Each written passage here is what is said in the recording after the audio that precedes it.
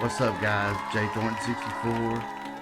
It is October 14th, 2014. Just gonna give, I'm gonna let this play. This is Shepard Smith reporting. He's gonna kind of give a breakdown of what's going on today. The CDC director will be speaking shortly. I'm just gonna let this play and kind of let y'all get a little update of what's going on. We'll go from there. CDC about the latest efforts to fight Ebola. It comes as we learn, American Ebola survivor has tried to help out a nurse who's infected. Ahead, what he's done to try to improve that woman's chances. And the new warning from the World Health Organization about what could come next in the Ebola epidemic and how it's actually killing people at a higher rate than scientists first estimated. So let's get to it. Breaking news. Shepard Smith reporting live from the Fox News deck. That breaking news from the Centers for Disease Control and Prevention, where minutes from now, we're waiting for a live news conference from the CDC on the Ebola patient in Dallas, that 26-year-old nurse. She is the first person in the entire country to become infected. It happened while she was caring for a patient in Dallas who ultimately died of Ebola. And other breaking news this hour, we've just learned that for the first time in American history, scientists are testing an Ebola vaccine on people. It's happening in Maryland with 39 volunteers, and it started yesterday. Back to the CDC. We expect an update on the outbreak in West Africa. That, as the World Health Organization is warning, the number of Ebola cases in West Africa could skyrocket in just a couple of months if workers there do not step up their efforts to contain it. Officials say in the last month there have been about 1,000 new cases in West Africa each week. They say that includes confirmed, suspected, and probable cases. But they go on to say this: if the response does not pick up, that number could jump to 10,000 cases per week by the middle of December. They also say the death rate in this outbreak has gone up. They used to say 50%, and now they say 70%. 7 of 10 patients who gets Ebola dies of Ebola. Keep in mind, the death rate for something like the flu epidemic is less than 2%. But clearly, this is not flu. More than 4,000 people in West Africa have now died. In Dallas, we're hearing for the first time from that nurse who contracted Ebola. The hospital issued a statement in which that nurse, Nina Pham, says, and I quote, "I'm doing well, and I want to thank everyone for their kind wishes and prayers.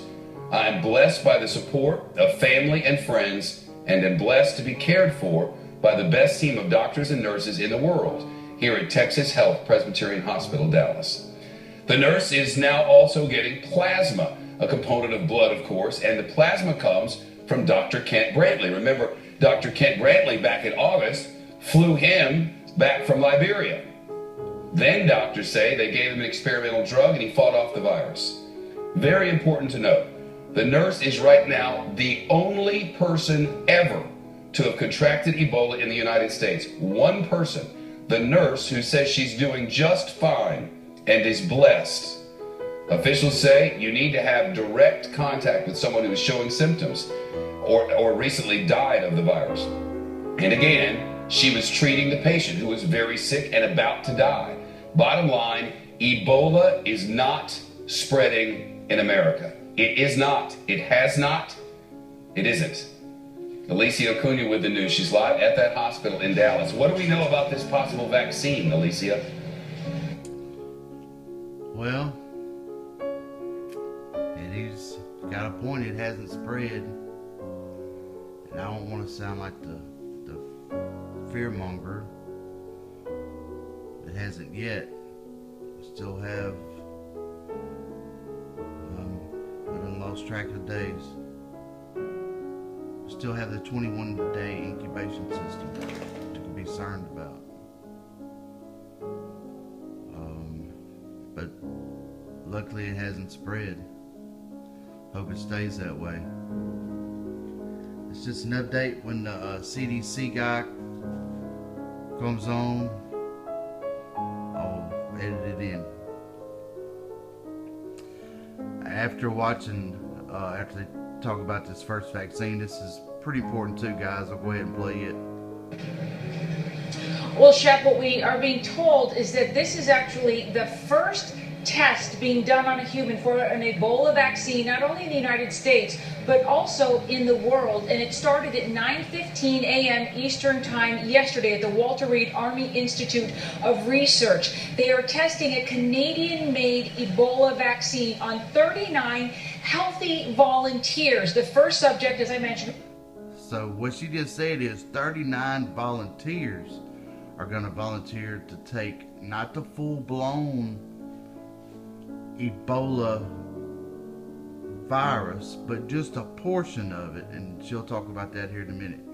So don't get mistaken, they're not injecting these people with full-blown Ebola, just small portions of it. It's injected yesterday, and right now officials are saying that there's no reason for them to believe that they need to quarantine these healthy individuals who they have injected with this vaccine. Now, to me, that's kind of dumb. You're going to inject them with, even if a portion of the Ebola virus, and you're going to send them back out on the way healthy. You call them healthy, and everything's fine. Now, I don't agree with that. I think they should be quarantined. If this is a test, it needs to be quarantined. Because they are not injecting the whole virus into these individuals. It is a gene, a portion of the virus mixed with other substances into these test subjects. So we are waiting word, test results, and more will follow before we know exactly how much or how well or even if this will be able to be used. This mimics similar testing and similar vaccines that are being used right now, or being tested rather, in Europe. Shep? Now, there's this one guy in Kansas who worked in West Africa, and we're waiting to find out how he's doing, right? Yes, that's right. The University of Kansas Hospital in Kansas City, Kansas, says that they are hoping to have some initial test results later on this afternoon or early this evening. This gentleman is someone who worked on a medical boat, and he said that he had been treating multiple different people with multiple different illnesses, so he was exposed to a variety of different things. So he walked in after calling ahead of time, letting them know he had a high fever. He walked in with a high fever and other symptoms. They put him into an isolated area of the hospital, began treatment. The doctors say they want people to know that they feel that they can contain this. Right now, two things. They have not diagnosed Ebola. They're still awaiting test results. They are still trying to eliminate a number of other things. They will have initial results later on this afternoon. They have also sent out his blood work to two other outside labs. The results from those tests, from that testing, isn't expected until later this week. So we will have combined information coming in as the days go on. But right now, they don't want to send out any panic. They have someone there. He's in isolation, and he hits a lot of the markers that people are looking for in terms of the isolated populations that can be affected by Ebola. He was in West Africa. He was with people who were sick, and then he went to a hospital. This is not someone who was walking around in the general population and then started to feel sick. They walked in and said, oh, you might have Ebola. Very specific populations here. Healthcare workers and people who have been in West Africa. Shep? It's so specific, and it is not spreading in America.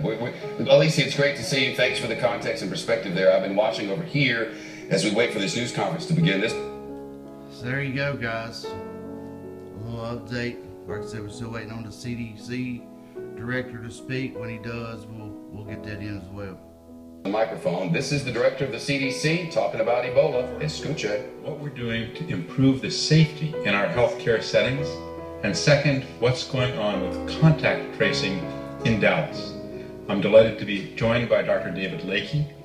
Dr. Lakey is in Texas along with the excellent team from the Texas State and the County Health Departments, as well as more than 20 staff from CDC who are helping with all aspects of the response.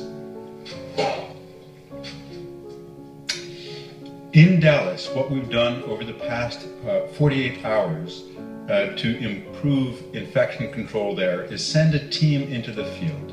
And we've sent CDC's most experienced staff, people who have worked on Ebola outbreaks for decades, people who have stopped Ebola outbreaks in very difficult situations in Africa, people who are experts leading the world in everything from laboratory science to infection control, to hospital administration.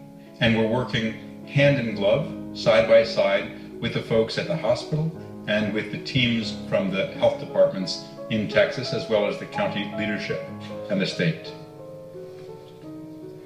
Some of the things that the teams are doing to improve safety are looking at every step in the procedures. And those experts are making immediate enhancements in what's being done. I'll mention three in particular, although there are three of just a large series. The first and most important is ensuring that every hour of the day there is a site manager there who is overseeing aspects of infection control. That individual makes sure that the personal protective equipment is put on correctly and taken off correctly. In fact, in our work stopping Ebola in Africa, this is the single most important position to protect health workers. A single site manager who is expert and oversees every aspect of the process.